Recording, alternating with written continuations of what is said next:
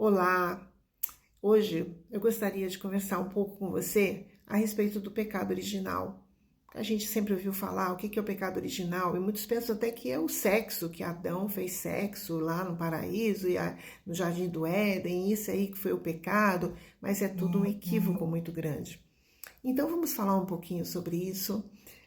Nós vemos no capítulo 1 de Gênesis, então é fácil de abrir a sua Bíblia, lá em Gênesis capítulo 1, verso 27, que Deus criou o homem e mulher, macho e fêmea os criou, a sua imagem, a imagem de Deus. Então, nós fomos criados, tanto a mulher quanto o homem, igualmente, os dois foram criados à imagem e semelhança de Deus, com perfeição, em santidade. Tanto é que nós vendo no capítulo 2 e 3, a gente vê que Deus passeava pelo jardim do Éden, conversava com Adão pessoalmente, porque havia santidade, havia total conexão do homem com Deus, até que entrou o pecado no mundo, e esse pecado nós já vimos num outro vídeo, que foi a falta de fé na palavra de Deus. O que é o pecado? O pecado é a falta de fé. Deus falou para Adão: você pode comer de todos os frutos, mas da árvore, aquela árvore, você não pode comer.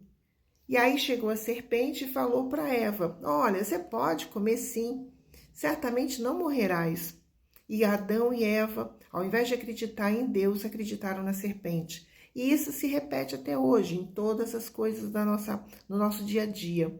Temos a palavra de Deus, precisamos estudá-la, conhecê-la, porque essa é a palavra de Deus, essa é a verdade que nós precisamos estudar.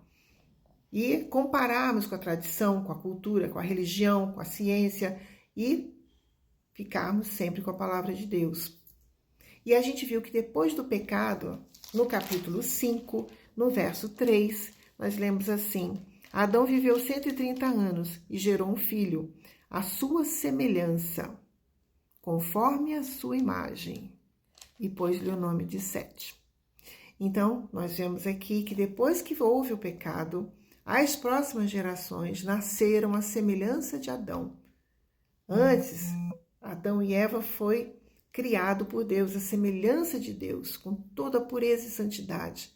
Entrando o pecado, as próximas gerações, nasceram à semelhança de Adão, já com o pecado na sua carne. Por isso, todos nós somos pecadores diante de Deus. A gente já nasceu em pecado. A gente já foi gerado em pecado. Então, por isso, não há nenhum justo, nenhum sequer diante de Deus. Todos nós pecamos.